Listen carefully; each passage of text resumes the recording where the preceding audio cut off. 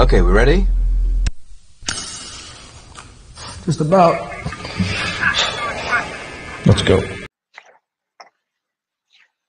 Right, so I think we're on episode 9. I've got this week's episode's guest is Andy. He's a fellow Scouser, so some of you might not understand our conversation, so you might have to turn off quite early. He's a diehard Bon Jovi fan, a guitar fan. Spoke to him for a while, knowledgeable Bon Jovi fan. Unfortunately, he is an Everton fan, but can't have it all your own way, I suppose. And obviously, as I said, we've spoke for a while now, so I've been looking forward to doing this one. So Andy, if you want to just introduce yourself, tell us how you got into the band and anything else. Yeah, no worries. So my introduction to the band was, I'm a bit older than you, Jay, so about 86 to 87. And it was, funny little story, it was via, I remember like vividly at the time, I was in the playground, 5 or 6 years older than me.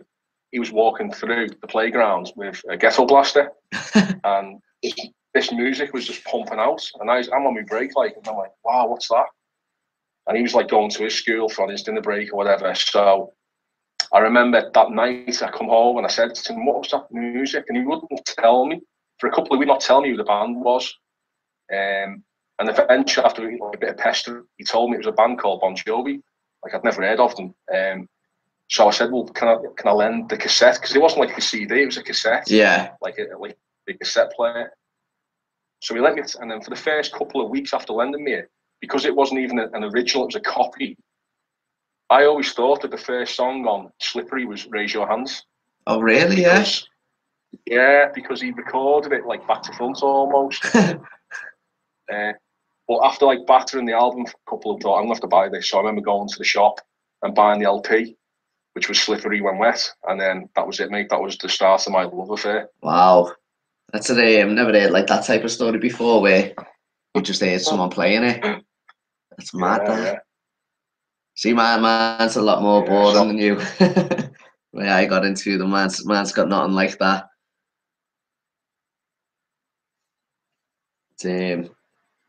As we said there, it's kind of like stuff like that doesn't really happen anymore, does it? Where you kind of listen to people and whichever one. Say it again.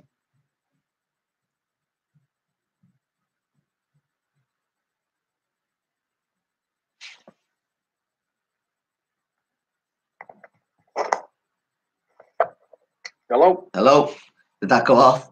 Yeah, it went off for a bit. That. Yeah, so I was just saying, like, you never really hear of that anymore, where you see people walking past with music blasting, and you wonder who it is, because obviously everything's in the charts now. Everyone knows who everyone is now. Yeah, it's a totally different landscape music-wise. I mean, you know, back in the 80s to early 90s, you literally were relying on either music press or sort of word of mouth. I mean, you had like MTV, but the age I was in like 8 or 9 at the time. So, you know, I was just relying on my brother telling me about the band, and yeah. You know, I bought the LP, the Slippery LP, and like I battered that for a year or whatever. Then I remember queuing up to buy New Jersey. Oh yeah. And New Jersey was just, as much as I love Slippery, New Jersey was the album for me. It was just everything. It was. You're breaking up a little bit again there.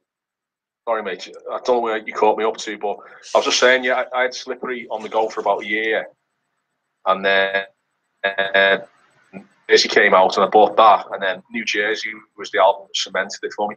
Yeah, to be honest, that like New Jersey's always been the album for me. I had the Slippery, to be honest with you. That like I can never really remember buying Slippery, in all honesty, but I remember getting New Jersey, and I instantly did love that album, I must admit. For me, I mean, Slippery, as good as it is, and like some of the classic songs it's got, New Jersey was the album where they found their feet as a band. I think they found some confidence and self-belief, and everyone brought something to the table, whether it was Tico on the drums or Alec or Hugh, whichever one you want to say it might have been. Yeah. Ricky, and then obviously John's vocals during the 80s to early mid-90s were just like on a different level. Yeah, it's interesting because I was having this discussion not long back, and my brother was kind of saying that you notice like a maturity in John's voice, kind of the late 80s, certainly when he came back with obviously Keep the Faith anyway, there was like a maturity in John's voice. And I think that changed obviously the band's sound and made them sound a little bit more mature, because let's be honest, like not a lot of people know anything from the first two albums. And it almost sounds like a different person compared to, even as we said there, Keep the Faith, or even New Jersey in some ways. Yeah, you're spot on, mate. Funnily enough, I was in the car the other day, and I had the first album on, Bon Jovi, and my missus said it doesn't sound like John. Yeah, because his voice, obviously, he was in his early 20s then, so he's a different singer compared to in his late 20s. But yeah, you know, he hadn't developed that rasp or that like sort of roughness to his voice, and yeah, New Jersey, man, that was just a different album. That'll always be my favourite, I think. Is that your number one album, is it, New Jersey? Yeah, I think so, yeah. I mean, I've got more happier memories with Keep the Faith, but I think New Jersey's just a solid album, start to finish. I don't think there's a weak track on it, mate. No, it is a fantastic album. What was the first tour you went to see then? It was Keep the Faith. So I went to the NEC in Birmingham. Yeah. Which would have been about 93, I think. And I went with me brother, his missus, and my cousin. And that gig was it was unreal, because I'd never like seen a band live before. And I distinctly remember queuing up like dead early, even though we had seats in the arena. We queued up dead early, and like the atmosphere was boss. And we went in, and the support band come on. I think the support band was actually Rockhead. It was Bob Rock's band. Yeah. And they were pretty shit, to be honest. It was just a wall of noise, to my ears at least. Yeah. And then I remember going to the toilet for a piss, and I don't know if we were caught a bit late, thinking the band would be on in like half an hour's time or something. But I remember the screams going up, and I could hear. Well, it was like in my chest, the bass of I Believe kicked in. Wow. The drum beat, then the bass, and it was literally vibrating through my chest. And we got back to our seats just in time for John to make his entrance onto the stage with a bit of fireworks, and it was just unreal, mate. I mean, it was just the Keep the Faith tour, I think, was their best era for a live band. I think they were so spot on. Every one of them were on the money every single night. They were just amazing. Yeah. I must say, like the Keep the Faith tour, I've watched obviously shows, but it's not been something, and it's not that I've never I disliked them. I don't know whether it's just the quality of the footage back then, because obviously the first, like, let's say, official DVD we got at the band, I think, was 95, wasn't it? Really, there was nothing from Keep the Faith, so I don't know whether from 95 onwards where we've kind of got a better quality audio and visual. I've never really sat there and watched a lot of shows from the 92 era, but everyone always goes on about how good they are, and obviously what I've watched I've always loved. I think I need to sit back down and watch a show back, because it's been a long time. But everyone always comments on the 92 tour and how good they were as a band. Yeah, I mean, I think we're not as fortunate. We weren't as fortunate back then as we are now in terms of YouTube and like the people recording it on phones or downboard quality recordings and stuff like that, because you know a lot of the footage for the Keep the Faith is either wobbly camera work or audio only, and you can't sort of marry the two together and get the proper feel of the gig. But fucking hell, man, I mean that tour was just immense. I mean, from like the NEC show to the Milton Keynes Bowl, that was like phenomenal. You just, I mean, even thinking back to the time, the era, like I was about 14 or 15 then, and you know, Bon Jovi were everywhere. They were literally probably the biggest rock band in the world, I would say. Yeah. That period. You know, they were all over the TV, the magazines, newspapers. You'd walk into HMV, there'd be a big cutout of John stood up 6 feet tall. Yeah. Everywhere you turned, it was Bon Jovi. I remember going to Alton Towers with a school, and on the side of like a souvenir shop, there was about a 12-foot picture of John Bon Jovi's face. Bloody hell. No idea why it'd be at Alton Towers. It just made no sense. But it was John from like the Keep the Faith era, with his hair all like finely like quiffed to one side where he used to have it with his blonde hair. Yeah. Highlight. And it was just like a huge picture of John Bon Jovi. It was like, wow, that's crazy. Well, because you said that New Jersey was your favourite album, obviously, when they came back with Keep the Faith, did you think it was obviously not a totally different band, but the sound did change, didn't it? They kind of went down a bit of a different path with the sound. Like, did you notice it when the album came out? Yeah, well, do you know what? Like the story, like my backstory to the Keep the Faith album was, I remember I was actually painting my bedroom. I lived at home at the time. I was painting my bedroom, and there was a Radio 1 show with a DJ called Simon Bates. Okay. A whole, like, say the Monday to Friday, he was on air in the morning time. He was talking up the Bon Jovi new release of Keep the Faith. So I'd tune in every morning, or like every afternoon, whenever it was on, morning or afternoon, whatever. I'd tune into it and I'd record it on a tape. And he'd play little snippets of songs. And I remember vividly him playing I Believe. This is before I went and saw them live. I remember him playing I Believe on Radio 1. And I missed recording it because I didn't think it was Bon Jovi. I heard like the drum beat come in and the guitar. I even heard John's like little wail at the beginning. And it was only until the verses that I realised that's John Bon Jovi. No way. So I started recording it from that point onwards. And so getting back to what you were saying, yeah, it was a departure in the sound. It was more fresh, I thought. It was more, I don't know, I mean, even the DJ, Simon Bates, he said, by far, this is the best release Bon Jovi have ever done. Yeah. He said it's like a band who are confident in who they are, and they're not trying to play up to an audience. And I think he was right, to be honest with that. Yeah. Well, my dad's not a Bon Jovi fan at all. He likes, It's My Life and a couple of other songs, but he's always worked in like record stores, or he certainly did like 20, 30 years ago. And the only album that he has ever really loved by Bon Jovi was Keep the Faith. Wow. And he got like these, he left on bad terms, I think. And he left this really rare edition of Keep the Faith. There was only a couple worldwide, and he managed to get his hands on one. And because he left, he was a massive Bowie fan, so he left loads of Bowie stuff there. But one of them was a Keep the Faith album, like this really like limited edition type thing. I can't remember what type it was. And that's one regret he's always had, that he never brought that home with him. Wow. Because that's one album he loved, and as you said there, like it was all like cutouts of John and everything where he worked. He remembers that so clear. Yeah, there was. It was. I mean, they were. I think Bon Jovi have never been like a critics band where they've been sort of highly praised, but I don't think there was like this stigma back in the early '90s, like, oh, you're a Bon Jovi fan. Like it wasn't such a big deal back then. Yeah. But it might, compared to like people's opinions now on the band. But yeah, they were everywhere, mate. They were on TV shows. I mean, MTV. I remember vividly they had a Bon Jovi weekend on MTV. And it was just back-to-back videos of Bon Jovi, live performances.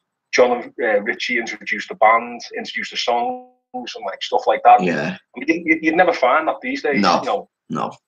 But back then they were big enough to be able to pull it off. Well, am I right in thinking that I'm certain I've heard this somewhere, that John actually was like front news of the paper because he cut his hair?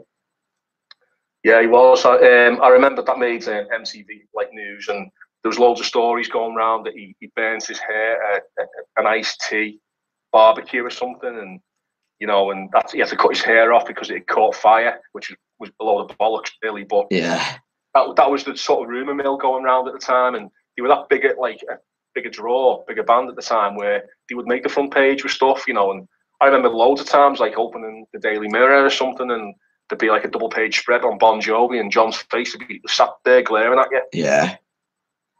It's all changed now, because even obviously as we said at the start, we're from Liverpool, but there was hardly anything about the band playing at Anfield. I think there was like a little section at the top of the Echo where it was like Bon Jovi return to Liverpool, and that was it. There's been nothing, even like I've seen, I think in like December I've seen a billboard, and that's it. That's all I've seen. Whereas yeah, even like I remember in the Lost Highway tour on my way to school, there was this must have been about a 30-40 foot billboard of the band saying like the Lost Highway leads to Manchester and all things like that, and all that's changed now. Like ever since like the Lost Highway tour, there's been absolutely nothing on the band in the UK. No, there's not, and I sometimes think, you know, it's poor PR from the management team, really, because, you know, they make the odd appearance on like the X Factor or shows like that, and they seem to think that that's enough. Yeah, exactly. Public, but it's not, because a lot, like, you know, not knocking the show, but like the X Factor, a lot of like music fans don't watch the X Factor. No. Oh, you're missing out. You're gaining a core audience of like general music fans, but not people who are heavily into rock music, for example. Yeah. Well, I've always thought that that's a missed opportunity. I've always thought that the Bon Jovi, especially in the late 2010 onwards, I always thought that maybe if they did release a proper rock album with like rock guitar and decent vocals, that they would appeal to an audience that they've lost. Yeah, they would. They would still get the same, you know, if you want to call it soccer mum fans who will buy anything and all the fucking releases, but they'd also appeal to the hardcore fans who sort of like turn their back on the band. But that like I remember seeing that. Obviously, I don't particularly like these shows. I kind of cringe when I see Bon Jovi on it. But as we said there, it's promotion. So the likes of X Factor, yeah, it's kind of like, oh god, they're on X Factor. But at the same time, they need a bit of promotion, and if that's what gets to me. But then you've got shows like, as we said there, you know, music fans don't really watch the X Factor. It's kind of like teenagers and so on. But then you've got like Strictly Come Dancing, where if you grew up listening to Bon Jovi, probably don't even know they're still going, and they don't go on a show like that. As you said, it's like they don't know their market anymore. Yeah, defo. I think you're spot on there. I mean, I think they just think, you know, well, you know, we've made our sort of name in the 80s to 90s. Our legacy speaks for itself. So yeah, we'll just turn up and people will probably show up, which they do. But it's a missed opportunity because I mean, a lot of my mates, you know, used to be Bon Jovi fans back in the 80s to early 90s. And then from Crush onwards, they turn their back on the band. Yeah. And because they feel like the band lost, in their opinion, their identity as the rock band. Now, it wasn't the fact that they thought Bon Jovi was shite. It was just the fact they thought that the music style had changed. Yeah. So if they went full circle and did an album that was more guitar oriented, decent drums and decent vocals, I think they would pull in that audience that they lost. Well, do you know what? I mean, I could be totally wrong here, but I also think that John has been clutching at we've reached the new generation. Remember when they obviously came back with Crush, and it was very, as you said there, they changed the sound. It was quite pop rock, wasn't it? And they thought, you know, we've got like a new generation, you know, a lot of young people. I mean, I was 10 when I went to the Bounce tour, and I was fairly like, you know, one of the young ones there. I don't know whether John's still clutching at. We've got such a big fan base. He genuinely doesn't know his market anymore. Does he think he's still appealing to younger fans? Does he think, you know, as you said, they're like the soccer mums type housewives, you know, are always going to be there? I think they've definitely lost their identity. Yeah, they have. I think maybe it's a fact of, you know, the bigger the bands get, the more yes men they tend to like accumulate. So yeah, are people going to say to John, listen, you know, the last album was pretty poor.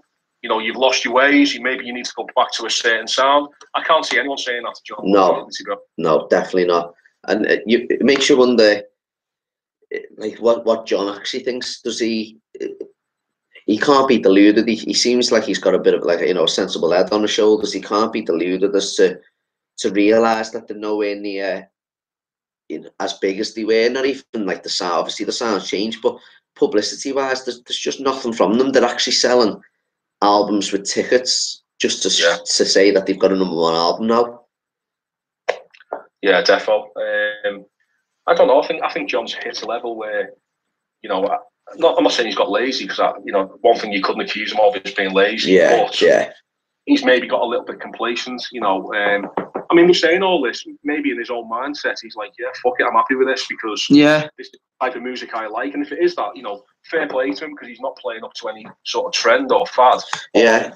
I think he is, to be fair, but that's only my opinion. I could be off the money totally. He could be just doing what he wants to do and think, fuck it, I don't care about, you know, album sales and tickets. But that can't be true, because he's forever ramming it down our throats about the biggest tour and the biggest this, that, and the other. So commercially, it does matter to him. Yeah, and it also makes you wonder. Obviously, this house and Off for Sale kind of flopped it here, didn't it? Really, I think it was I think it went to number 5, but if I'm not mistaken, I think that was the worst chart position they've had since the second album over here in the UK. Even This Left Feels Right done better than that. So what made me, I just couldn't get my head around it, is the fact that something that could have really built up interest is selling the album over here with the tickets, because it all went to chart sales. So that album could have come back on a second release, went to number 1, went to number 2 even. I'm sure it would have done higher by how many albums sell these days. There's not many anymore, but for ticket wise, he could have. He's missed another. Again, it's just poor marketing. It's poor promotion on their part, because he could have. The band could have had the number 1 album again there. Yeah, you're right, Defo. It takes a little bit more, PR, pushing the band forward to get that little bit more exposure. I mean, they're never going to be like, front page news anymore. But for me, they missed out on the whole like coming to Anfield. They last played Liverpool in 1986. Yeah, exactly. And that was a phenomenal fucking game. I wasn't there, but one of my mates was there, funnily enough. And that, he said, he went to the gig and he said literally people were squeezing in. Yeah. The clamour for the band was so unreal. He said the capacity was probably double what it should have been. Yeah, yeah. Trying to get into the venue. And fuck all's been said about that, really. They should have played on the fact, first time in 30-something years, back in Liverpool. Why didn't John make an appearance at Anfield? Exactly. Yeah. I mean, it sounds like nuts, but fuck me, it's only a quarter of an hour. Come on the pitch and I don't know, big up Liverpool as a city, whatever. Just get people locally interested. Yeah, exactly. You've hit the nail on the head. And I find that with even Wembley, the first time since 2000, it's one of the biggest stadiums in the world. But I find that there's been hardly anything about that. Yeah. But you know what there is always, what you always do see, fucking Caribbean cruises around. Rubbish. Oh God, it's just the stuff that you see on Twitter is just it's baffling, I find. Mate, honestly, I mean, I'll be straight to the point. I don't care what people think in terms of whether you praise the band or criticise the band. We all love the band for different reasons, and nobody should tell us we're right or wrong if we give praise or we give criticism, because we all do it from the standpoint of a fan. And the first I don't know, 6 or 7 albums were quality, and it has dipped slightly, but there's no denying John's voice has weakened. It has gone really, really poor. Yeah. The songwriting is rushed. The way it's produced in the studio, whether it's Shanks' fault or whether it's John's fault, or it's not the same as it used to be. There's no flow to the song. No, there isn't. Each song that comes out feels compressed. It feels like it's layered. I mean, you listen to the last great album that's produced these days, because you can actually hear the different instruments. Yeah. You can hear the plays. You can hear Dave on the keyboard. You can hear Tico on the drums, Hugh on the bass. John's vocals naturally, Richie on guitar, and they've all got their own parts, and it melds together as a proper sound. Whereas the latter albums, even from Luke Eben onwards, from the Crush album, I think that was a poorly produced album, in my opinion. Yeah. I'm saying that. I mean, they've got a lot to live up to compared to the previous albums. These days, Keep the Faith, New Jersey, even Slippery. I would say the only poorly produced album in the 80s was probably Fahrenheit. There was something about Fahrenheit that wasn't quite right. I think the first album was produced better. Yeah. But, fast forward to 2019, and it's, sadly for me, it's the same old shit. It's just rehashed. And there's quality in the songwriting, but the songs are never given a chance. What makes you think, why do you think that the albums are like that now, though? Is it obviously we said that John's not lazy, but as you said, has he got complacent? Does he just think we're happy with whatever we get as a new album? Because surely, the backlash that a lot of people do give on Twitter, he never got this, say even 10 years ago, the backlash that they're getting now from whether it's live performances, whether it's, the Hall of Fame, whether it's Richie, the amount of negativity that the band have received, let's say even in the past 5 years, has probably been more than anything they've received in the past 30, however many years it is now, or 35 years, 36. Yeah.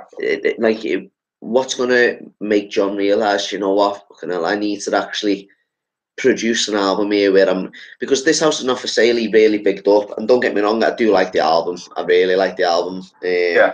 But the way he was bigging it up, it's a proper band album. I still didn't really get that band sound, I must admit. It still felt very John Bon Jovi, and a couple of songs where we have a little guitar solo, or we'll have a little drum beat at the start, or whatever. It still didn't feel like a band album. I thought a little bit more than What About Now, but I still don't feel it was like a proper band album. Yeah, you're right, and I think my own opinion on that is, I reckon, because if you think back to the 80s into 90s, maybe up until these days, John was he was just focused on music. There was nothing else going on. There was no acting. There was no interest in like the football teams, and I think he would just spend time practicing his craft. So he'd demo song after song, and he would. I mean, how many demos have we heard that turned out to be like completely different? Yeah, I know.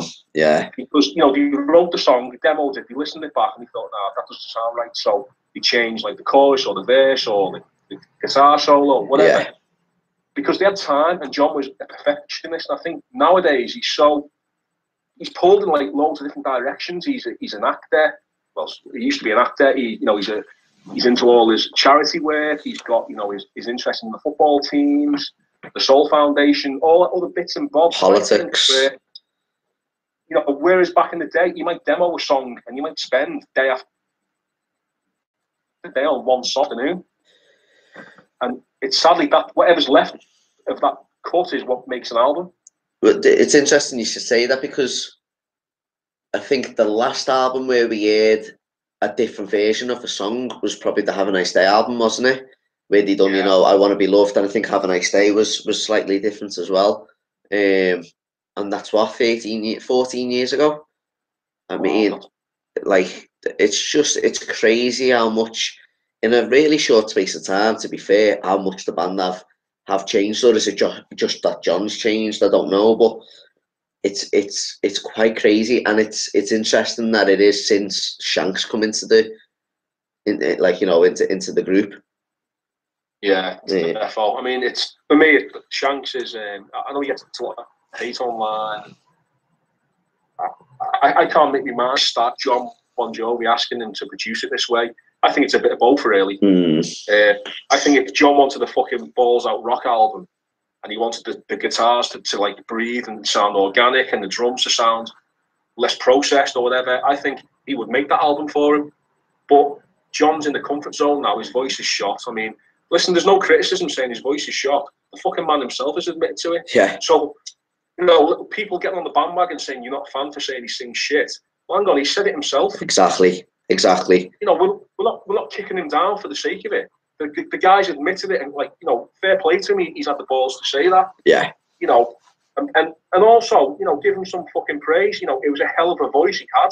Oh God, yeah. You can't go from New Jersey to Keep the Faith to these days, and then end up what we've got now and not see the difference. Yeah. It's natural. Yeah. But Shanks, he's a yes man. I think.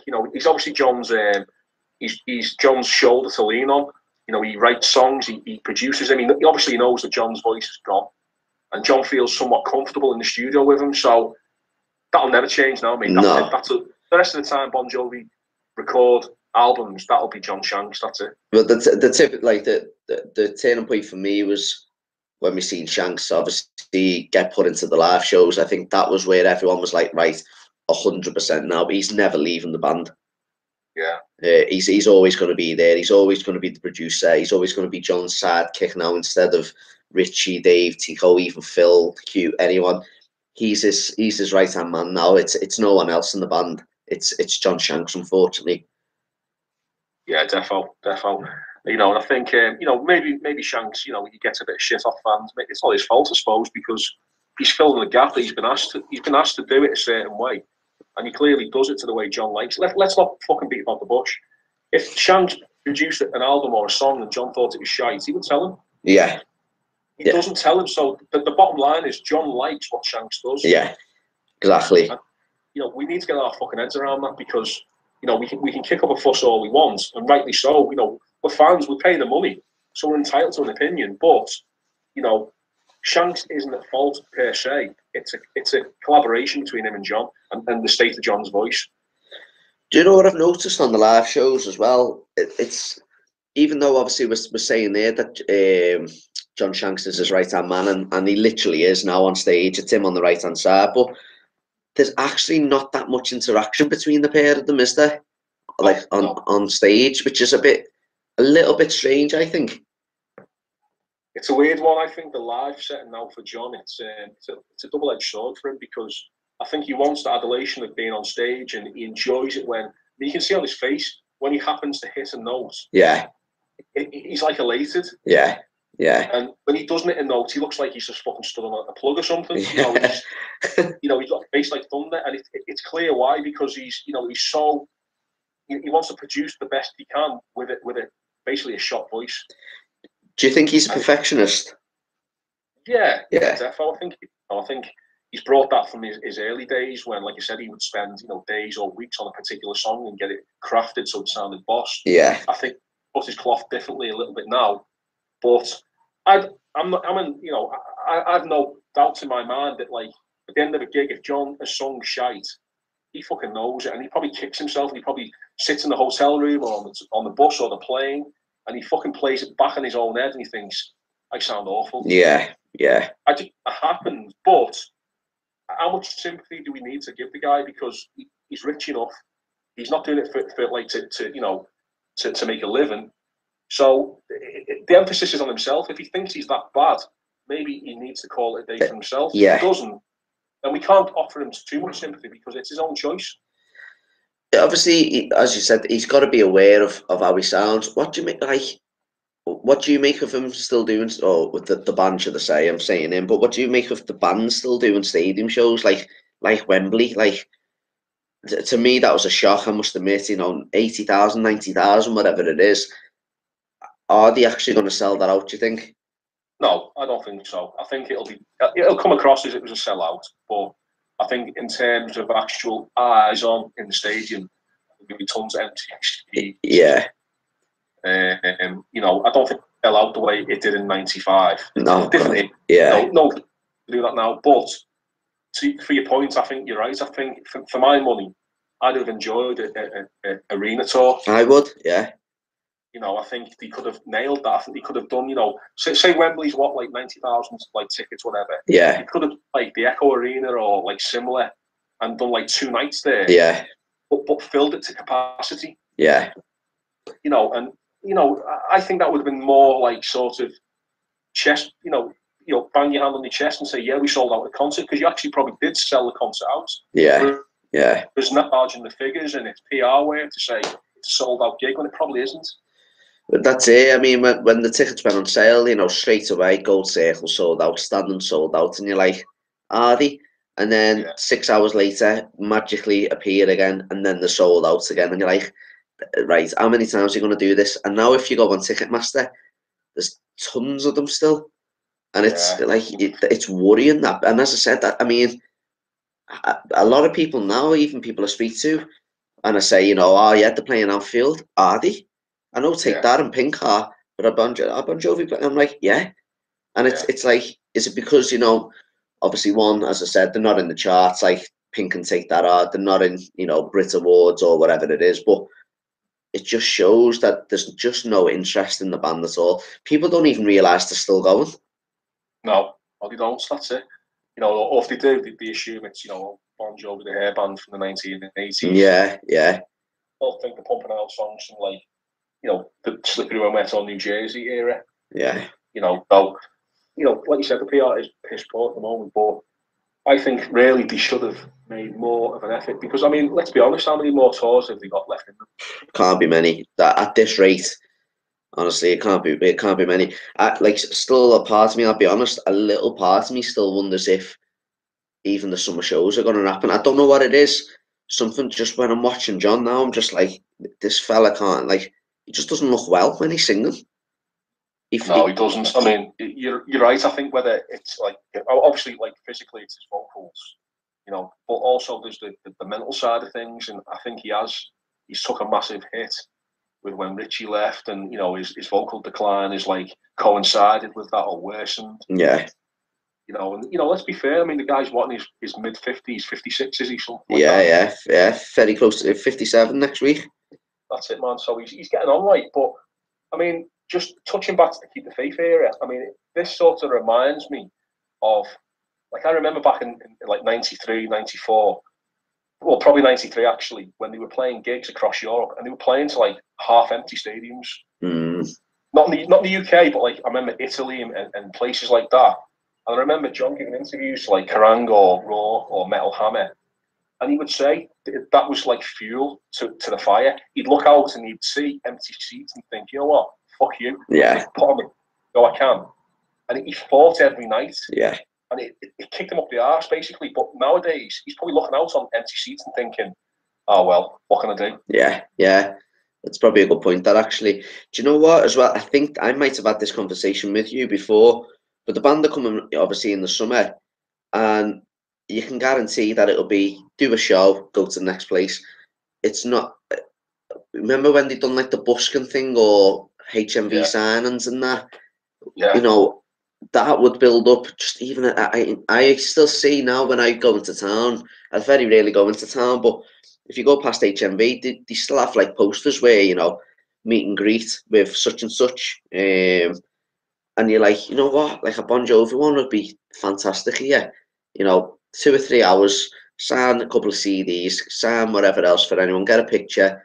But in fact, instead, they'd sooner, as we said, go around the cruise, charge you £3,000 to not even get a photo with John, and listen to him tell a couple of stories and sit in the seat and sing. And that's the market for them now. That's their promotion now. That's them thinking, we can make however much, 100 odd grand from a few people here that by literally sitting in a chair or getting a photo and saying hello to them. Yeah, definitely. That's it. It's easy money, and you know. But what you said spot on, because I mean, the busking in like, was it 94 or something? Yeah. And then, you know, they did the meet and greet. Even if you go back to the Access All Areas DVD or VHS, whichever one you've got, they played Tower Records in like 1989 or something, and they got arrested. Remember that? Yeah.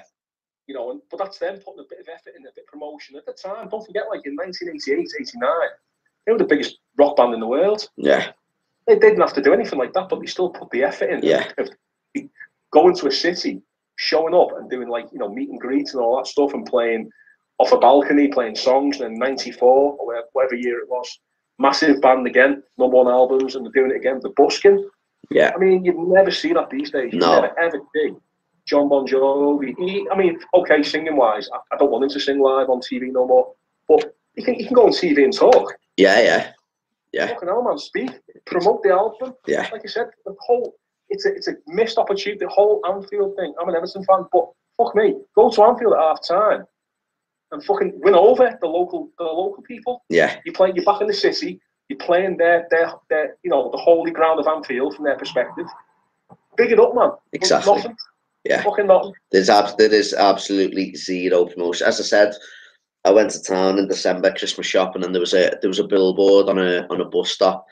And apart from the week that they announced the shows, where there was a big one literally around the corner from my house, there has been absolutely nothing. No promotion, no billboards, no signs, no adverts. Like, there's adverts for there's adverts for fucking Rick Astley on telly. Like, come on. There's absolutely nothing with Bon Jovi on. And you're like, come on, like, put a bit of effort in. I seen an advert for This House Is Not For Sale, I think twice, and it was awful. It was like a little cartoon. It was crap. Yeah. And you're like, come on, like, just, you're a band who's got more experience than anyone. You should be like excelling in this part of like the marketing. This should be like the part that you sell yourself at, like the best. You should be the best around at it, but you're not. Like, they're just years behind everyone else, it seems, lately. Yeah, it's laziness, mate. And if I'm honest, I think, I mean, it's purely because the money is in shit like the Runaway tours and all that sort of crap. That's where they're making big money. That's where, you know, John's in his comfort zone. He doesn't have to sing in a higher register. Yeah. He can sort of talk through the songs almost. Yeah. You know, okay, you know, and honestly, I mean, getting onto that now, it fucking irritates life out of me. All these people, like people who say that, you know, John can't do any wrong, and if you say anything negative, you're not a fan. That's horseshit. Yeah. And the reason being is because the band set such a high standard that we expect. I mean, fuck me. You know, you're a Liverpool fan. If you started playing like fucking Tranmere, yeah, you know, you have something to say about it. Yeah, exactly. You know, only because you're used to a quality of football, and we're used to a quality of music that they've provided over the years. And okay, you know, John's voice has been an issue, but churning out shit like the Runaway tours and meet and greets and all that bollocks, it sticks in the throats of fans like me who followed them from like 1986 onwards.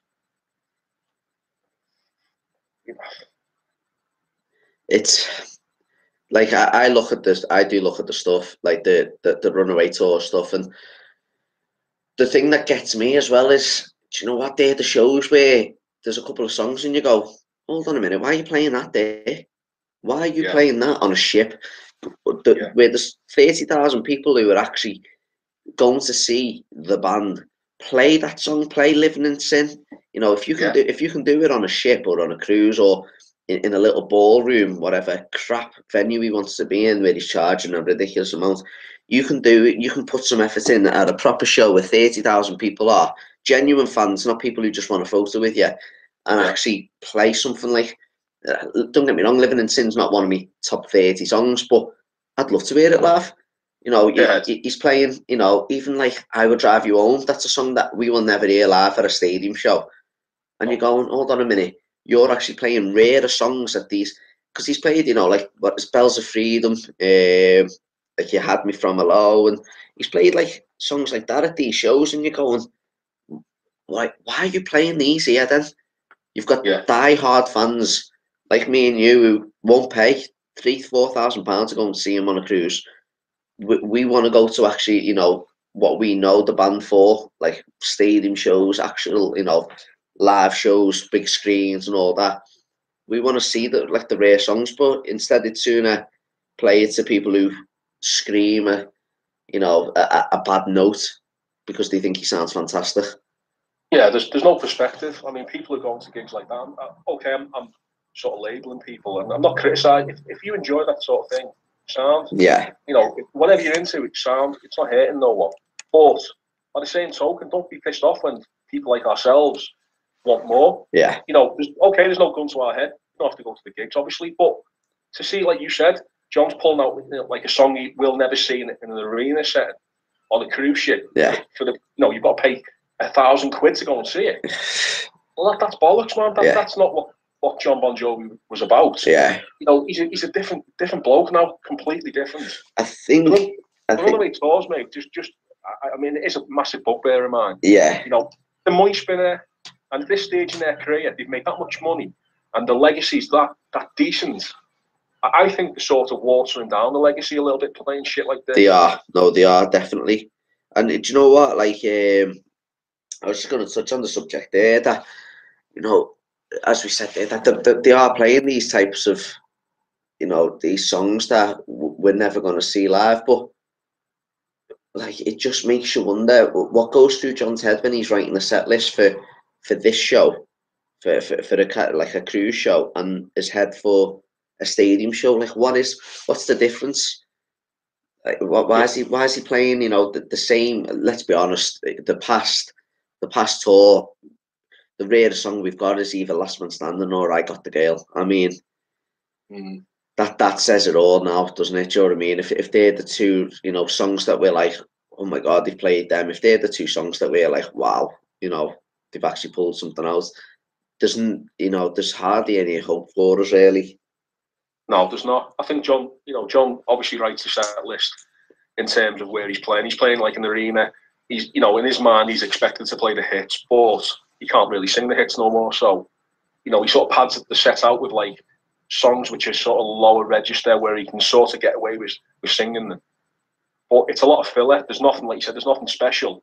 And he must think that he can't get away with like playing like a song like I Will Drive You Home. Yeah. He must think in an arena setting or like a stadium setting that he can't get away with that. But the point he's missing is he's fucking killing the atmosphere with songs like We Weren't Born to Follow. Oh God, yeah, yeah. Captain Crash, it's killing. It's okay. People wave the fucking arms, but half of us are bored shitless. Yeah, and that's it, isn't it? He's doing, as you said there, he's playing them songs where people are moving their hands to Captain Crash, or Let Me Hear You Say Yeah, and people are putting their hands up, and I think he thinks, wow, I'm proper selling this song here, but you're not, because it's so slow, it sucks the life out of a show. I mean, as you said there, I'd sooner than play something mid-tempo like I Will Drive You Home rather than We Weren't Born to Follow, or, I mean, I think I Will Drive You Home's a much better song anyway, but in terms of sucking the soul out of a show, you play something that diehards want to hear, then not just, waving their arms about. Yeah, definitely. I think it's a catch-22 really, because if he sings a song in he sings Living on a Prayer acoustically, and he doesn't try and attempt a high note. He can sing it in the lower register, and to be fair, he does sound reasonable. Yeah. But obviously, transfer that song to a live set, and we all want to hear the proper album version, or as close to as he can manage. Yeah. But it's the in-between songs that he's missing out on. I think the set lists have been static for a while. Funnily enough, I remember back in the day on Jovi Talk, and I get into fucking argument after argument with certain people about set lists. Yeah. And I think my perspective has changed in probably the mid, say 2007, 2008, whatever. I would say, well, if you're not happy with the gigs, don't go. Yeah. And that was my mindset, and it wasn't that the fact that other people's opinions weren't valid, but there's no gun to your head. Yeah. I suppose people who attend these Runaway show shites, they're probably thinking the same. Well, you don't have to go, but yeah, we've all got the opinion, haven't we? Maybe it's only in time that you realise that your expectations of the band does change, and maybe there's a lot of new fans who are sort of content with where the band are now, and they can't understand why older fans or fans who've been around since even the Crush album, for example, they expect better. Well, as you said there, it's like my gripe isn't the people who are going to them. As you said, if you've got the money and you enjoy this, because I know a few people on the Bon Jovi Talk Twitter who have been to multiple of these Runaway tours, so they obviously enjoy whatever they're going to see. But as you said, the biggest gripe is either one, how much they promote it, and there's nothing for the band. So they promote these Runaway tours, but you never really hear anything about, live shows coming up. And then obviously the other gripe is, as we've already discussed, is the set list. It's not even, as you said, necessarily the fans. It's just the whole. It's just the promotion side of it that gets me. As you said, I kind of refuse now to retweet anything, because, as I said, in 2006, Kev, don't you, on Jovi Talk? He went to a show, and he was, remember when they used to have the fans on stage at the side? Yeah. Well, he got tickets to go on, and they basically stopped him from going on and let all the women go on. Oh, fucking hell, man. Yeah, he paid X amount, however much it was, because I think if you went to 6 shows on the UK tour or something, you got one of these wristbands to go up on stage, and they stopped him and let women go on instead. And obviously he kicked up a fuss, but then I remember queuing up at the Rico Arena on, I thought it was the Have a Nice Day tour. Yeah. And fucking Matt was walking down, and me and my cousin were there, and we were right at the front. We had the golden circle or the diamond circle, whatever the fuck it was.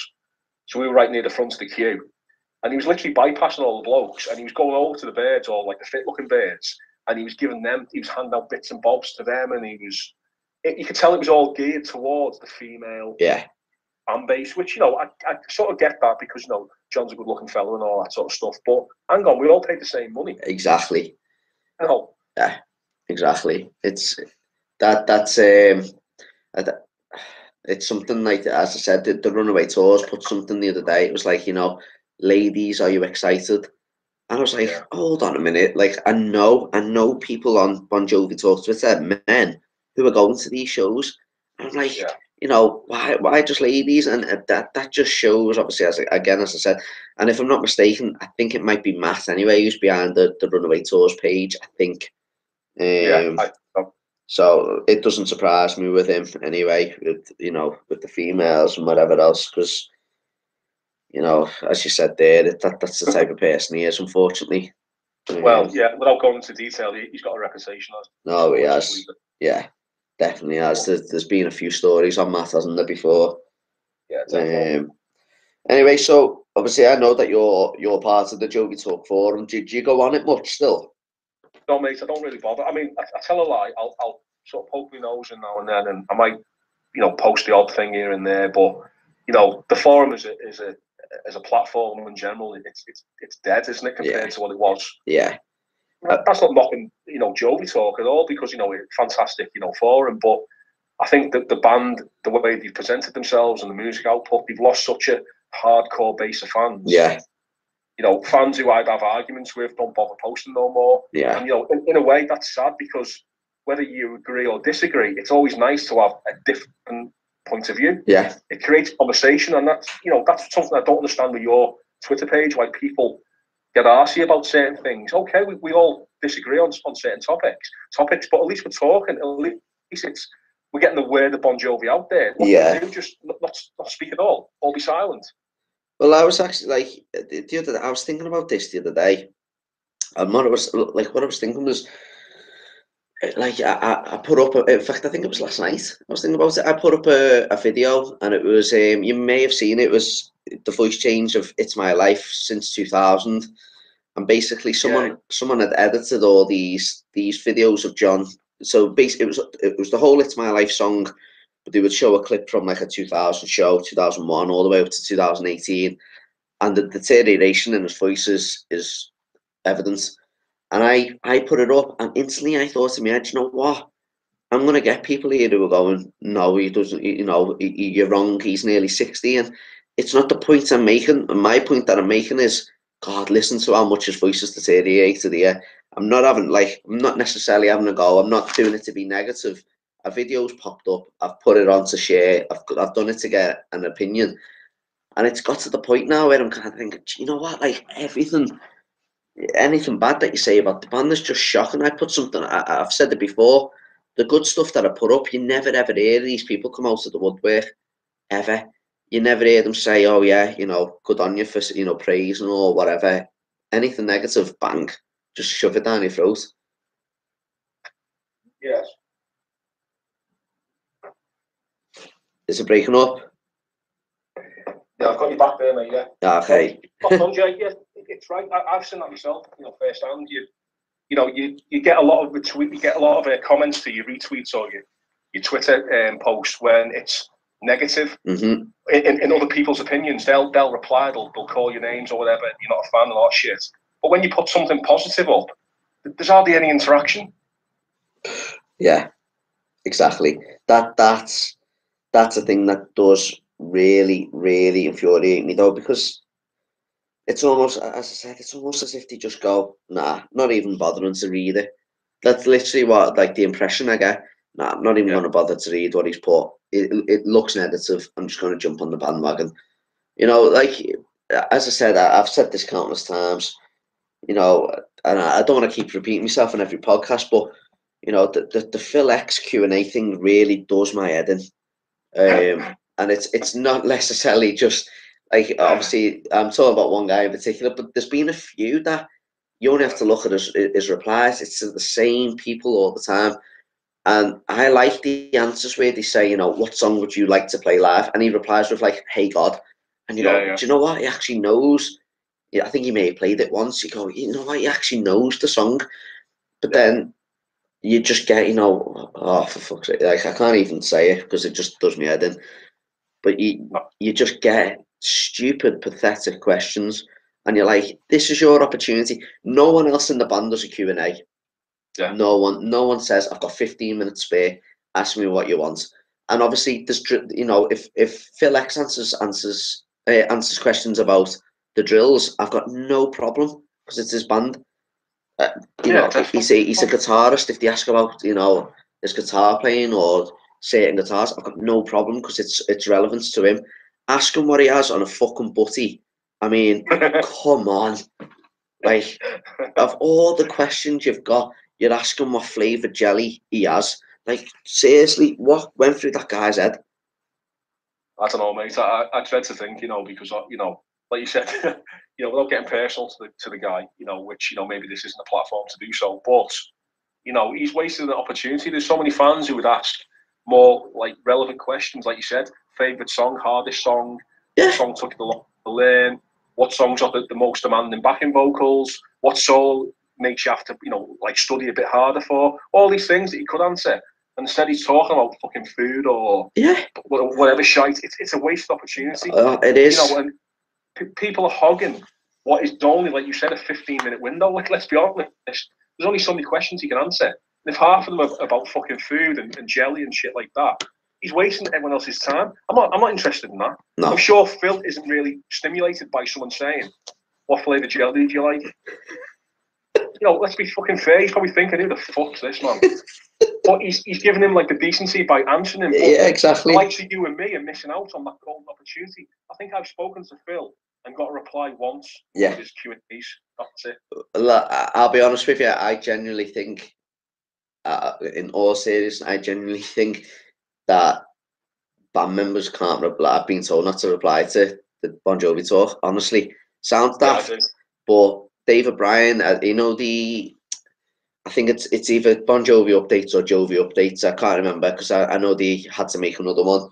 Now David Bryan retweets, and I've got no problem with that. Like, I'm not doing it, as I said on the last podcast. I'm not doing it for interaction with them. But David Bryan retweets and likes and tweets them back. You've got Phil X, who I could ask 15 questions on that Q&A, and I wouldn't get a reply back. I sent a message. Obviously, I was saying the other day, I want to do a podcast with people in the band now. Lorenza has replied to that page a few years ago and actually follows it. Blanked the DM, blanked the tweet. Hugh's son and wife, who people have said get these two on, both have blanked. I do honestly think, and as I said, it doesn't really bother me, but I do honestly think that something's been said and they've gone, don't even interact with them. Yeah, definitely. And we both know where that stemmed from. That stemmed from Matt. Oh God, yeah. Without going into detail, I know from speaking to you, off air sort of stuff, where you've been more than fair with Matt. You've been, very, very accommodating and like sort of friendly and stuff like that. And he's been a bit of a prick, I think. Yeah. The way he's handled situations, and he's been very arrogant and sort of presumptuous with the way he spoke back to you. Yeah. And at the end of the day, he's missing the point of you're still forking out, X amount of £100 to go and watch his brother's band play live. You're buying albums, you're buying merchandise, whatever it is. Yeah. So you're as much a valid fan as all these arse kissers are. Yeah. But you'll never get the time of day from someone like Matt. He's totally for kissing John's arse, I'm afraid. Yeah, he is. Can you remember 2016 when they kind of done a couple of things over in the UK? So they obviously done the Palladium, and John done like Radio 2 and the one show and that. And can you remember when I started doing like a couple of Q&As, and I wanted to try, and obviously it was, there was no chance of it happening, but I wanted to get one with John. And I say, he's over. John's obviously, spoke out in the past that he gets asked the same questions about his hair, about his wife, about, the same stuff. And I remember I actually had a decent conversation with Phil, with Matt, and he was like, it's just that there's no way it can happen. If I have to do it to you, I have to do it to everyone. And I was going, well, I get that, but so on. And anyway, obviously, because this was over Twitter, people replied. And anyway, I don't know if I told you this, but he messaged me and was like, what's your phone number? Give me your phone number and I'll call you and I'll tell you exactly why it shouldn't happen and all this. And I was like, here's my number. Gave him my number, never heard nothing. Gave him my number, and I was like, if you're going to say why a fan can't ask questions, just do it now. Yeah. What's the point in phoning me? Just do it now. I was like, here's my number. And he was like, I'll phone you tomorrow. I was like, I've still got the messages. I'll send you them later. I was like, as if you will. Come on, mate. No, listen, I've seen some of those. You actually screenshotted a few of them and sent them over. I remember at the time. And he did. He was offline, if you like, not in front of other people's eyes. He was a different person. Yeah. To you than what he was publicly. Yeah. But he got this persona, and I think as soon as you start saying anything negative, he kicks into this, okay, he's John's brother, I get that. But the things you were asking back in the day weren't anything negative. No. It was trying to promote the band, John as a person, whatever. Yeah. And it was something positive. and he just would not budge on it. I remember you sending me a couple of those screenshots, mate. Yeah. But you know what I said to him is I even said to him, listen, I'll send you the questions first. So we will, you know, I wasn't going to say to him, you know, you sound like shit. Why is that? I know I wouldn't obviously sit there and say that to. I'd probably be in too much awe anyway. But I actually said, I will give you the questions. You can tell me which ones you don't want me to ask. Fair enough, because obviously that happens everywhere. You know, John's obviously told people in the past, don't ask me stuff on this and don't ask me stuff on that. Yeah. You know, I would happily give them a list and say, listen, take 10 out of the 50 I'll give you. Just make sure you keep in what his favourite fucking flavour jelly is. As long as I can ask that, I'll keep that one in. Bloody hell, I really want to know. So obviously, exactly. So I know that you're into your guitars, aren't you? So I'm going to ask you the question. Usually I ask one, so I'm going to ask you two anyway. Usually I ask what your top 5 songs are, but first I'm going to ask you what your top 5 guitar solos are. Seeing as you're a guitar fan. Okay. Let's think. There's the obvious ones. Dry County. Okay, yeah. That goes without saying. Yeah. You know, it's not just the fact it's the longest solo he's probably recorded. Maybe, I don't know if next 100 years is probably longer. I don't know, but to be fair, I think the next 100 years guitar solo is lost. Yeah, it's just a wall of noise, really, isn't it? Yeah. I mean, you can sort of hear what he's playing, but it's muffled too much for my. Yeah. Dry County's there, the first guitar solo, the little build up to the next solo. Yeah. And obviously, Wanted Dead or Alive, I think, is Richie's finest moment because people might be thinking, well, fucking hell, it's only a tiny solo, but the pinch harmonics he gets out of that solo, it's never been replicated ever live or by other people covering it. Yeah. The one-off take and the squeals he gets out that guitar, a different class. So I think Wanted's up there. I really enjoyed the Let It Rock solo. Oh, really? Yeah. Yeah, of course. I think it's probably one of about. I'm winging this now, but I reckon about two or three songs where he actually taps. There's a technique on guitar where you tap. Yeah. Eddie Van Halen used to make it. You know, that was his signature move basically, and Richie does that on Let It Rock. Yeah. So there's that solo. Then there's another boss solo is Living in Sin. Really? Yeah, do you like that one? Yeah. Oh, it's amazing, mate. The feedback he gets on that guitar, it's so well put together.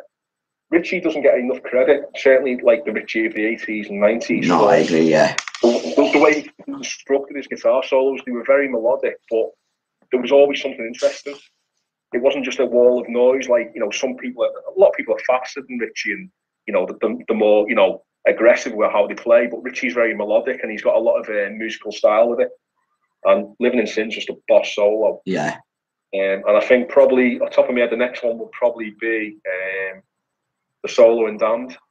Ah, yeah, great. Yeah, I love that solo. He's got the wah-wah pedal, he's got the, you know, the palm muting going on, and it's a great solo, man. Yeah. I mean, there's so many other solos, but top 5, I would say that's probably my top 5. It's a good, pretty solid list, to be honest with you. I think it's 5, yeah. Living in Sin, Wanted, Let It Rock, Dry County, Damned, yeah. And Damned, yeah. What are your top 5 songs then? Oh man, I mean, I reckon like most people that'll probably change. Yeah. You know, from day to day, even or week to week, whatever. But I would say for our field today, the top 5 would probably be something like "Wild Is the Wind." Yeah. There's a fucking immense song from the finger picking guitar intro. Yeah. To the verses, the choruses, the solo itself, amazing song. Far Wrong These Days, you know, it's just a classic song. It's got everything. The lyrics are boss, you know, the bridge, the guitar solo, the intro, you know, the vocals, obviously. So probably the bass is up there. One that I know you're not fond of at all, but it's going to be in my top 5 is Wanted. Okay. You know, I think it's just, you know, the epitome of a rock band, you know. Yeah. The video's boss. It's got some like amazing one-liners. Yeah. The guitar solo's the best work Richie's done, in my opinion. So yeah, Wanted's up there. Then my favourite ballad is "I'll Be There For You." Ah, right, okay. and that's the finest moment they've done as a ballad. I think it's a misunderstood song, that, because the chorus is very sort of like, you know, lovey-dovey, uplifting, but if you listen to the verses, which we all have, yeah, very sort of melancholy. There's a lot of sadness in the verses. yeah, yeah. The dual vocal between John and Richie is just like spectacular. You know, it's got a key change at the end, and it's got like a boss solo as well. And I think that's definitely in the top 5. Okay. So how many's left now? Is it 2? One more, I think. One more. Oh fucking hell. Shit. So I'm going to throw in there now. Only because I've listened to it a lot recently. Blood on Blood. Ah, okay. You know, just a boss song. You know, I've been to the gigs before with my cousins and my brother and stuff like that, and the sort of lyrics resonate a little bit. You know, the bond, like, you know, friendship and stuff like that. And all that, yeah. And it's always Boss Live, or used to be Boss Live at least. So I reckon Blood on Blood would make it in the top 5 for today. Do you think you could come up with the top 5 worst songs? Yeah. I'm saying worst. The songs just do nothing for me. They don't do anything for me at all. I couldn't give a shit if I don't listen to them again. They would be Joey. Okay. Yeah. I think it's a bit of a turd. Don't like it. Knockout. I can't stand. Yeah. Knockout. I'm not a fan of Knockout. It's pretentious. There's no oomph to it. The video was like embarrassing. But you know, aside from that, yeah. So Knockout. I'm not a fan of I Got the Girl. Are you not now? If I'm honest. Yeah. It does nothing for me. I like the sentiment behind it and all that. It's got like a bit of a decent solo going on, but I think it's a bit of like a filler track. It does nothing for me, really. Yeah. What else have we got? Fucking hell, we're talking now, aren't we?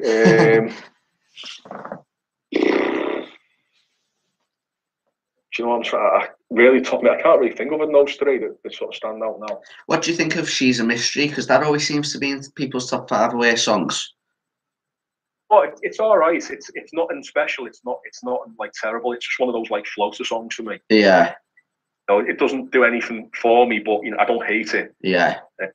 Just like certain songs like Joey, I just can't stand. It's so pretentious. It's so like. It's a proper rip-off as well, isn't it? Yeah, defo. You can tell what he's trying to get out of it, and it just like it didn't work. I don't think. Yeah. But you know, I'm saying all that. I mean, fucking hell, they've got such a back catalogue. It's, you know, if all I can find fault with is like 3 songs, exactly. They're doing something, aren't they? Yeah, exactly. That's a good point to make there. Do you know what I watched the other day? I think you might have maybe seen this on Twitter. MTV aired the Hall of Fame. Yeah. Do you know what? Like, obviously the cuts. It's the one that we kind of. I think they're showing it in America first, so it's the edited speeches one and that. But mate, I genuinely did get goosebumps watching it. You know what, mate? Funnily enough, after you, I think you did tweet about it, didn't you? Yeah. So in work yesterday, and I had a bit of like quiet time, so I threw it on YouTube, and I was actually like, I wasn't filling up, but I was like, it was like getting me quite emotional. No, you know? Do you know what? Exactly the same. The 5 main guys talking. Yeah. I got a bit of a lump in my throat watching it, I must admit. Yeah, I did, man. It was, you know, in little bits I picked up on, like from watching it a second and third time or whatever. You know, there was some boss little moments. You know, John's reference to his kids being his greatest thing. Yeah. I thought that was, you know, his little comment about his wife. That was nice. Yeah. You know, I like the way he didn't stray away from the Richie topic, but he wasn't like overly critical of him. And he gave me enough, like, you know, praise. Because let's be fair, you know, I think Richie's a twat for the way he's done leaving the band. Yeah. But I'll say this, and I'll always stand by it. For the effort he put into the band up until a certain point, you couldn't fault the guy, and he was phenomenal. A great guitar player, a phenomenal vocalist. Yeah. What a songwriter. Yeah. What a songwriter he was. You know, and you know, I'll never ever say anything bad about Richie for those golden periods within the band. He was an integral part of the band. I did find listening to his own speech, he sort of rambled a little bit. Yeah. He didn't really sort of praise. I don't think he praised the band enough for my liking. No, it was very Richie, wasn't it? His speech. Yeah. It's kind of it was kind of, you know, a bit out there, bit daft. But like innocently daft, do you know what I mean? The type of daft he is. But yeah, no, I agree. Do you know what one I really picked up on? The part that got me was there was the first one when they got announced, like how it's there was like, it's Bon Jovi, and you seen John and Richie hug. So there was that. Yeah. But then when David was doing a speech about the bowling ball, and John and Richie had just sat there, like stood there pissing themselves laughing and like speaking about it, and I was just like, do you know what, like, why is it so hard for you two just to make up and just get them back? Because like just watching them, like it just felt like I was watching. Even though John didn't sound great, I didn't mind because Richie was back there. It was weird. Like as you said, I don't really like seeing the band on TV perform anymore because John obviously he does sound quite embarrassing as a fan. You don't want anyone to tune in. But watching that, I was like, I actually felt quite proud, to be honest. Yeah, you spot on, mate. And it was a nice moment, and you do think, okay, Richie bailed on the band, and I think he did it in a shithouse way, but John's no fucking saint. I'm sure John did play his part. Yeah. Richie was never given enough time to breathe in terms of his solo albums and stuff like that. Yeah. And, I've always thought this, like, even going back, why wasn't Richie ever given on every gig a solo song? Yeah. Just give him a solo song. Yeah. Give John 10 minutes to go and get his shit together. Yeah. And give Richie that limelight that he fucking deserves, because he wrote some belting songs. Yeah. Fucking Stranger in This Town up until even Aftermath. I like Aftermath. It was a Boss album. Yeah. And he could have been given a little bit more like limelight, just to flex his own wings a little bit, flex his muscles, and then maybe that would have filled a little void in his like what he needed out of the band, because he, at the end of the day, he was always John's sidekick, wasn't he? Yeah. But yeah, I think John has obviously played a part in the band, the way it fell apart towards the end. But yeah, I mean, the Rock and Roll Hall of Fame, it was bittersweet, mate. It was. As I said, I watched it yesterday morning. I got up because I knew it was airing on Friday night, but it was midnight and I was in work early on Saturday. So I got up earlier and went downstairs and put it on while I was having my breakfast. And I was just like, it took me ages to eat my breakfast because I was just sat there, just not in awe, but I was just kind of like, fucking hell, like this. I felt quite proud. And even though I've seen the speeches 2 or 3 times, I've seen the performance 2 or 3 times. I stayed up and watched the live stream. I didn't get that like wow factor. I got seeing them on stage together. I did, but watching the speeches and I was while people doing the speeches, I was looking at the John and Richie in particular, and I was like, fucking hell, like I genuinely do, man. And even Alec on Living on a Prayer, like I was just watching him. Like Hugh, let's be honest, Hugh has no stage presence at all, does he? No, he's like a fucking isn't he? Yeah, like there's just nothing from him. But Alec, what is he, in his 60s now? The 50s, 60s, wherever he is, and he was still, like he still had that like strut while he was playing. And I don't know. Yeah, I do miss the band, I must admit. Yeah, man, I tell you, I mean, it's a different animal, and it'll never be the same. Even seeing selection, John Shanks up there, whatever. It'll never ever match. Even if John's vocals were as good as they were in 1995, they would never reach the levels that they reached when Richie was there. No, definitely not. Definitely not.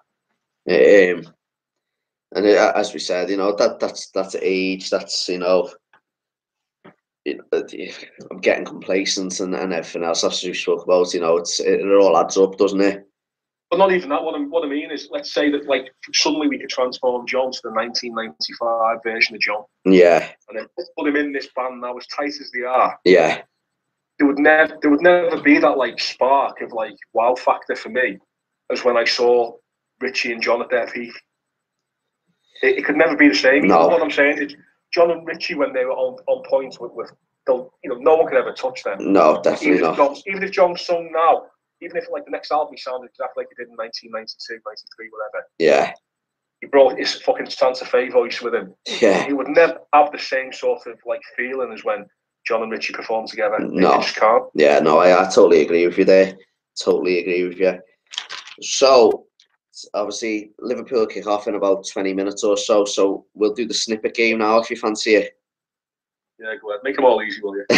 Well, I've done something different for yours. Usually usually I just do them off the cuff, so I just go on my spot. I mean, I still have to go on Spotify and find the song, but I've wrote down the songs that I'm going to choose, but I've also wrote down the part of the snippet I'm going to give you. Because I don't know if you listened to the last one, but straight away I gave, I was put on a certain part of the snippet. Next minute, John shout fast cars. I was like, for fuck's sake, let's give him, number one already. So I'm gonna, as I think I said to you on WhatsApp, I'm gonna try and adjust this game a little bit, because when I've played it, with friends and that, I've literally had like a second snippet. So I'm gonna do like a second or two, and obviously there's 20 songs. So I think James and Mark both got 14. I think. So Right. I think you've got 14 to beat. I don't think anyone else has done it. I think it's just them two. So yeah, you got 14 to beat. So I'll get the first song. Right. Right, let me see. Okay, you ready for the first one? Yeah, go ahead. Okay.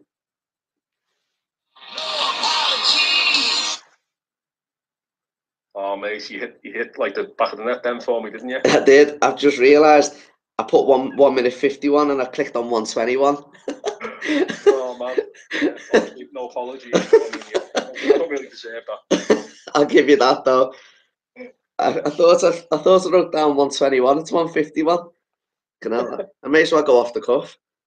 Yeah, go ahead. Right, second song. Just type it in. Okay. Right. Make sure I get the right point now.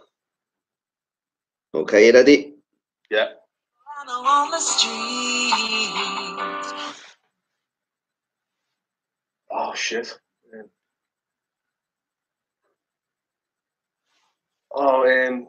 Mystery. No. Oh my god, it's off Crush, isn't it? Yeah. Oh, Save the World. Yes, well done.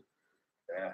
Okay, next one. So remember, if you don't get it straight away, you can have a cryptic clue, or you can have another second snippet. All right, okay. Me cryptic clues are fucking useless, so you may as well go with the snippet, I must admit. Right, so third one. Let's go on.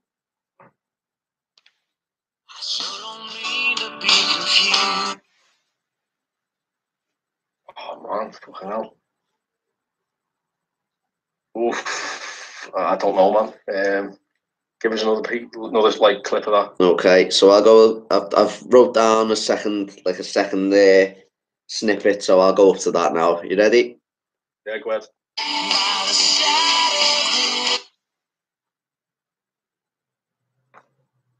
Oh god.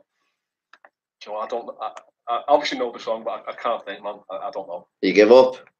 Yeah, I'll have to. Okay, that was Wildflower. Oh, Wildflower. Yeah. Jeez.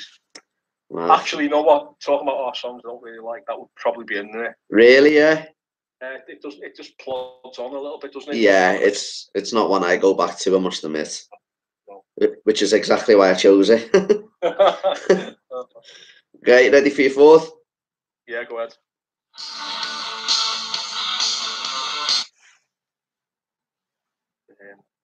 It's off Fahrenheit. Clock strikes 10. On the streets again. Always Run to You. Yeah, well in. Yeah. Well played there. So what's that? 3 out of 4? Yeah. Right. Joe Fahrenheit's a boss album. It's just produced bad. Yeah, no, it is. It is a very good album. Yeah. Underrated, I think, actually. Yeah, it is, definitely. Okay, track number 5.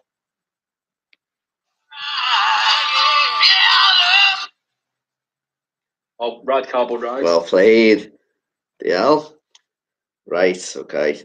This one will be interesting for you. Let's see.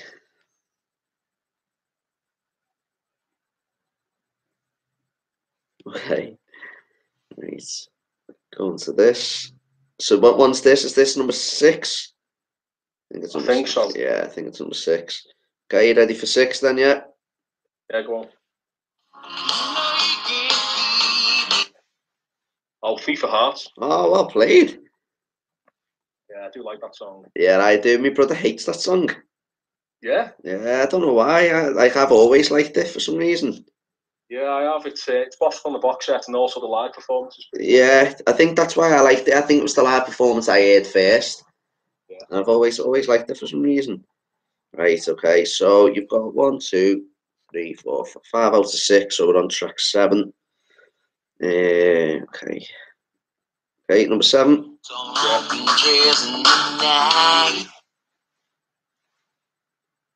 Oh, man. Go on, give us another piece. Okay, just forward it up.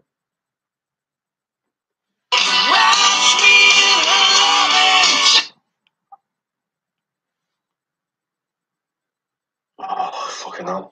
Do you know what? I know it as well. But I can't think of its name. Oh.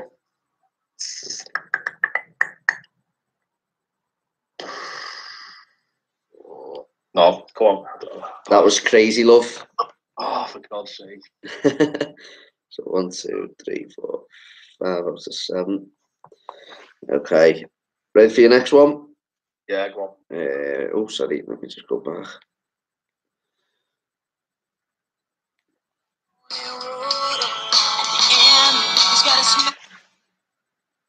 Oh, God. Go on, play some more. Okay.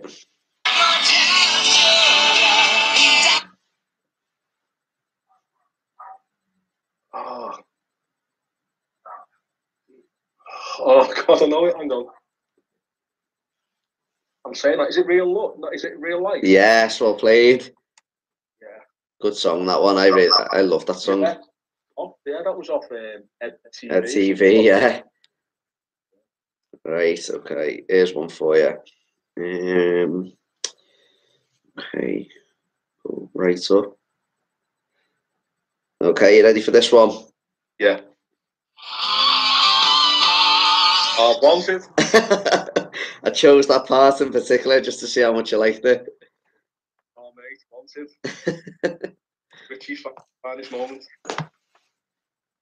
I do. I like as you know, I'm not a huge fan of the song. I don't dislike it, but that solo is fantastic. Like, yeah, it's unreal.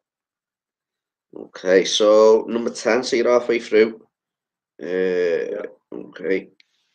You are these days. The last night. Yeah, well in.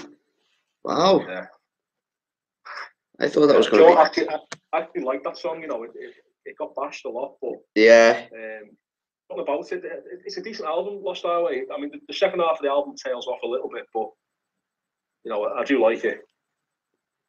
What one are we on here? Number 11. Okay. Okay, forward it up to here.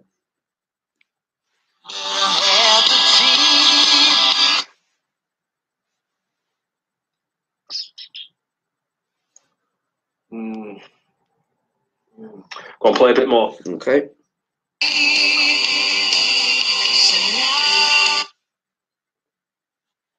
Oh man.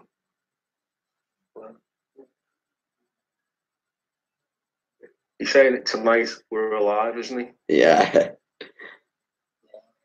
Oh, oh fuck's sake. I know it, but I can't. It's like gone from me. Like, give us a clue. I'm not allowed, am I? No, you've got your sniffer. I can play this. I can play the same snippets again if you want. Yeah, go ahead. Do that. Okay. Go back. Okay, I'll play the last one again.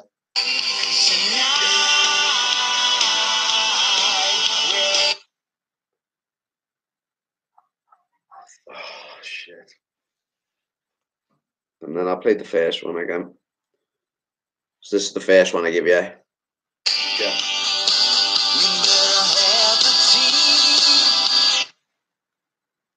Oh yeah. Oh fucking hell! It's Oh, I'm gonna kick myself for this one, you know. Oh shit! I can't think, mate. I'll take it forever and a day getting this. Go on, just tell me. What about now? What about now? Oh, for God's sake! Yeah. It's more annoying when you're actually, as you said, you know the next line, what's coming up, but you just can't think. That's it, man. Okay, number 12. So you got 9 out of 11 so far, I think. Not bad. I think. No, sorry, 8 out of 11 you've got. 8 out of 11. Okay. Yeah, so we're on to okay.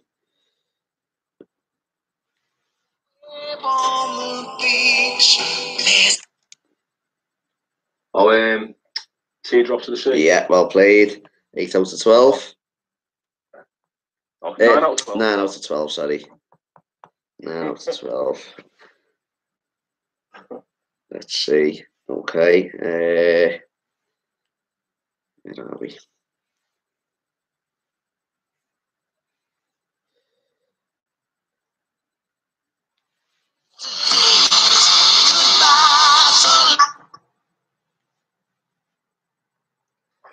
No, just a wall of noise. That a bit more. I'll do it again. I think it was too loud, to be honest with you. I think I put the speaker right up.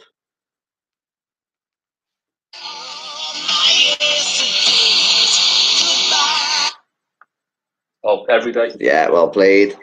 10 out of 13. Yeah. Yeah, you're on course to beat James and Mark here. Getting there, yeah. Can you remember how many you got on episode 8? Because I know you took part in it, didn't you? Like you 14. 40, I was saying. Yeah. Right, let's see if you know this one.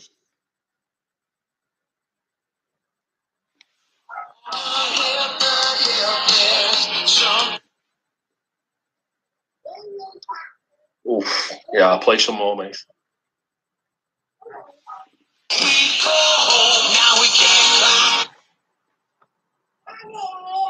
Oh, Walls. Yeah, well played. 11 out of 14.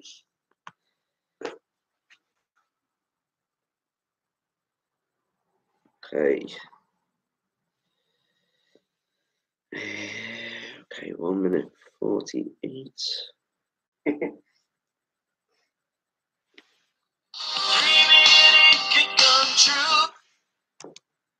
Oh, the classic song you got John the Night. She don't know me. Oh, well played. Yeah. 12 out of 15.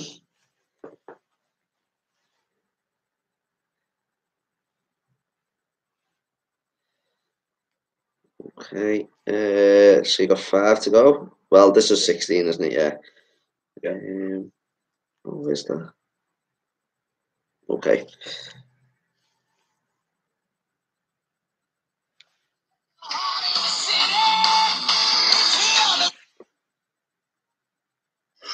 Everybody's doing their sentence. It's Fear. Yeah, well done. 18 out of 16. Boss song. Yeah, it is a fantastic song.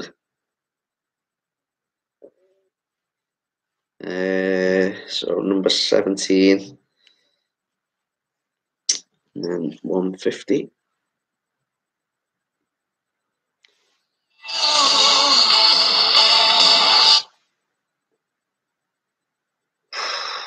Bit more, mate. Okay.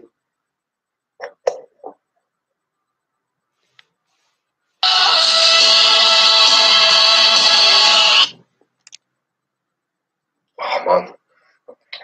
I don't know. That was just like too loud. That no, I don't know. Pass. I'll play that one again because again the volume sometimes it can just be a bit loud depending on the song. Yeah, go on.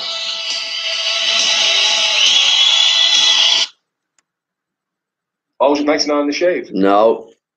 Oh, the whistle. What was that then? What songs does he whistle on? Oh shit. Oh, I don't know, man. What? Give up. I think you'll kick yourself at this. Hang on, give me 10 seconds to sing.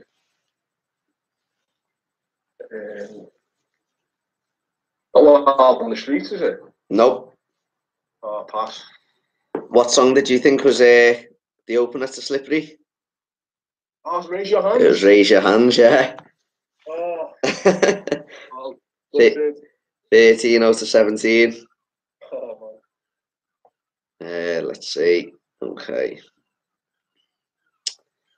It's 1 minute 55. Scroll through.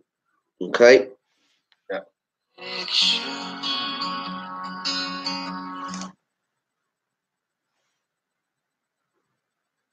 Oh, come on, give us a bit more. On the New Jersey Turnpike. Oh, it was the fighter. Yeah, well done. 14 out of 18. Got to get these two. Yeah, I broke even at least, haven't I? You have, yeah. Okay. Okay.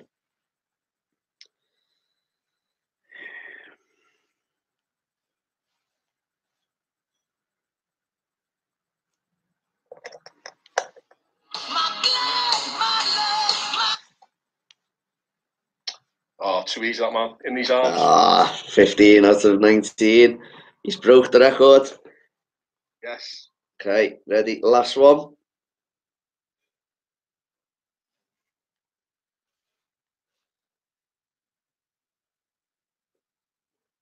Okay. It's true.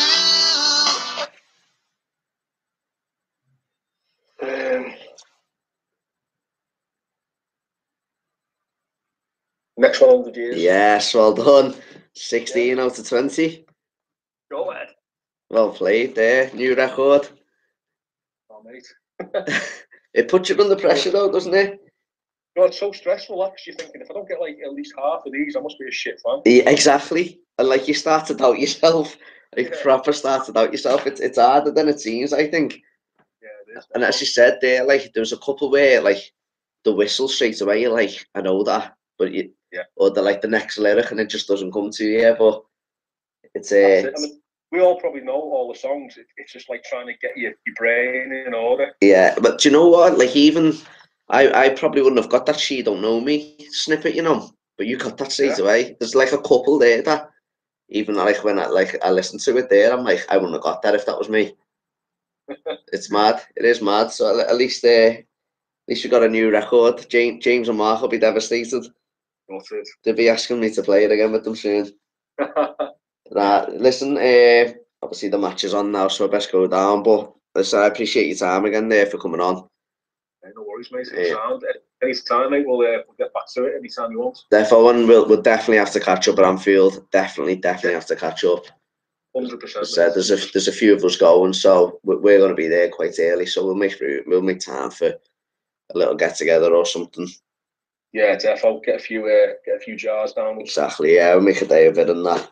Yeah, nice one. So nice one for coming on there, though. It was good chat and actually good to have someone who was on the same wavelength as well for the whole thing. Yeah, mate, I enjoyed it, Jay. It was boss, mate. Keep doing what you do, mate. I'll look the page. So nice one. I appreciate that. I will. I won't be stopping it anytime soon. Put it that way. Yeah, definitely. Cheers. Nice one for that, Andy. I'll probably speak to you later anyway. All right, Jay. No worries, lad. Good luck for the match as well. Yeah, we'll need it. Cheers, mate. Nice one. Thank you. See you in a bit. Ta-ra, lad. Ta-ra.